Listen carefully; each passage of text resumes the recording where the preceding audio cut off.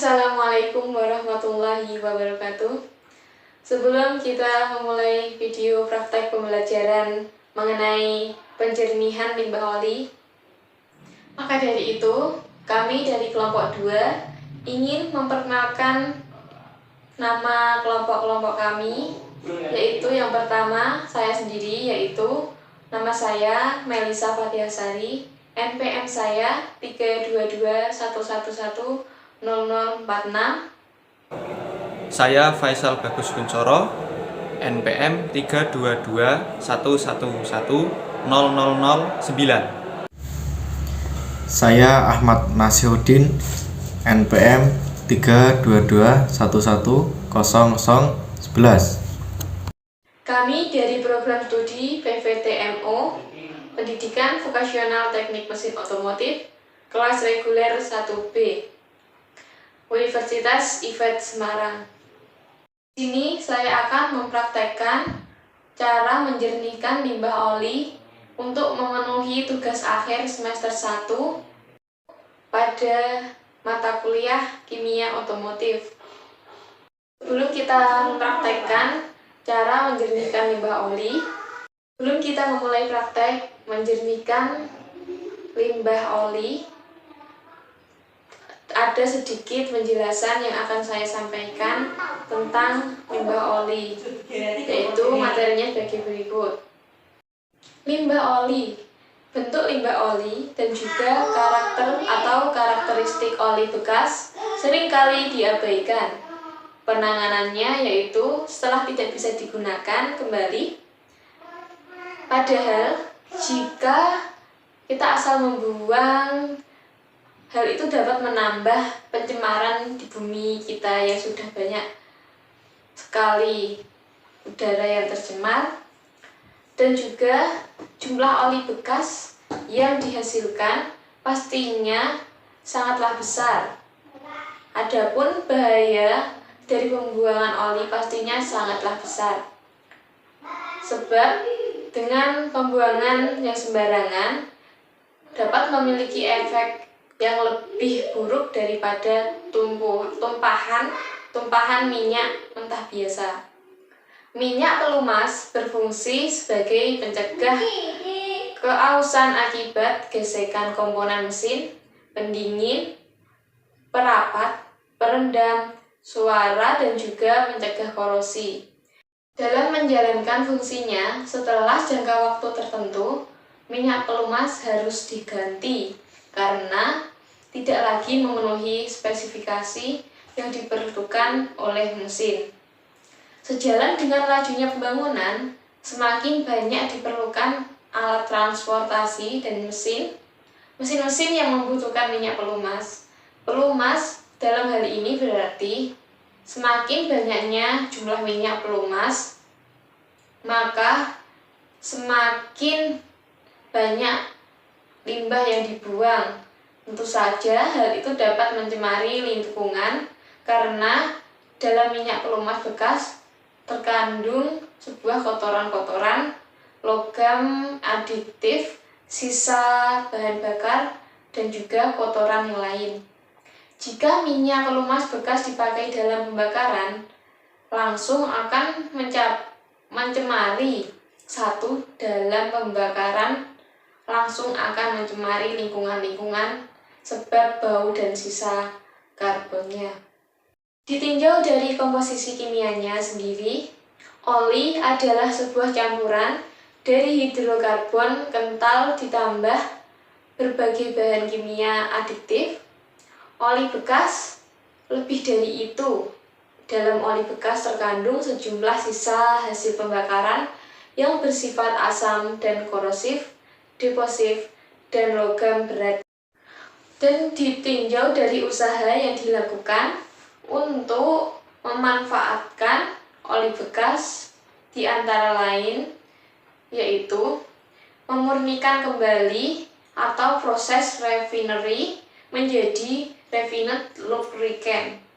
Orang tidak banyak-banyak yang tertarik untuk berbisnis di bidang ini karena kos yang relatif tinggi terhadap lube oil blending Organic Plant (LOBP) dengan bahan baku fresh, sehingga harga jual ekonomisnya tidak akan mampu bersaing, jual ekonominya juga tidak akan mampu bersaing di pasaran.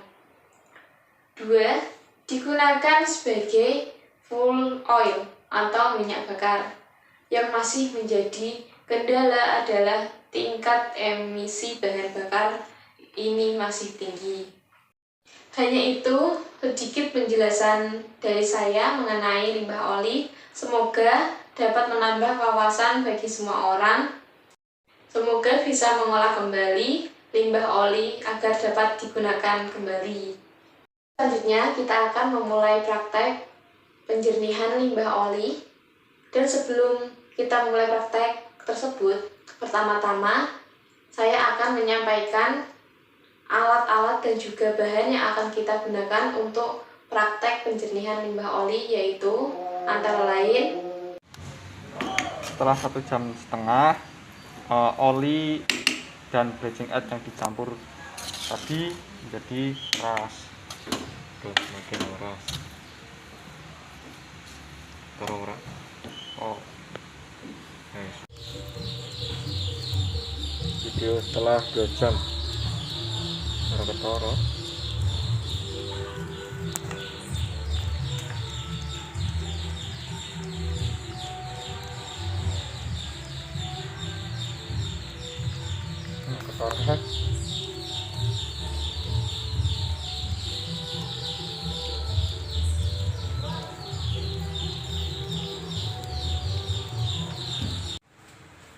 Bleaching earth setelah 1 jam lama-lama akan mengental mel.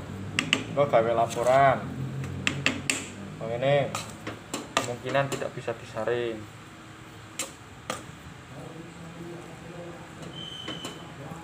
Ini sudah memasuki 1 jam. Selanjutnya kita lubangi kecil-kecil pada tutup botol bekas air mineral dan juga kita potong bagian air mineral tersebut pada bagian alasnya. Kemudian kita lanjutkan dengan memasukkan tisu ke dalam botol.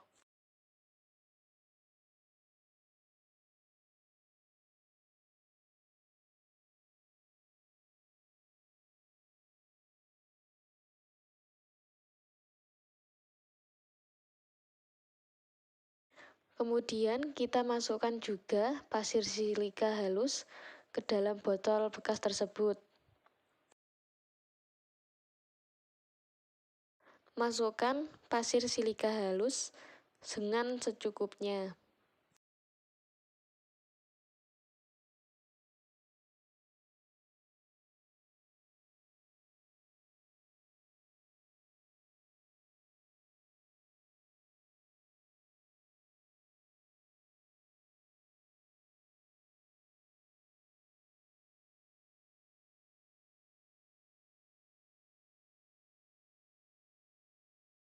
Setelah limbah oli yang kita didihkan tadi mendingin, selanjutnya kita masukkan limbah oli tersebut ke dalam botol yang sudah kita isi dengan tisu dan juga pasir silika halus. Dan jangan lupa untuk menaruh gelas bening atau gelas kaca di bagian bawah botol bekas tersebut agar penyaringan dapat kita lihat langsung pada gelas kaca tersebut.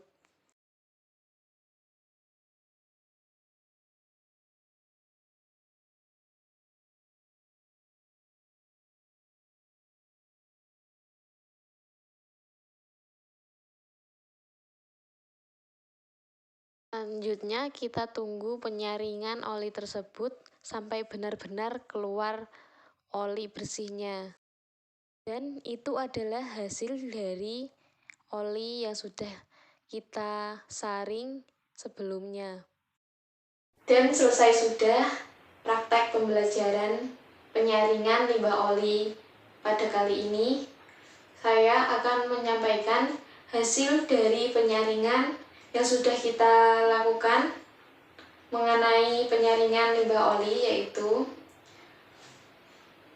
hasilnya bisa membuat oli yang awalnya hitam berubah menjadi warna agak keputihan atau kecoklatan, seperti saat kita melihat sebuah minyak goreng yang masih baru dan hasilnya sangat mirip seperti itu.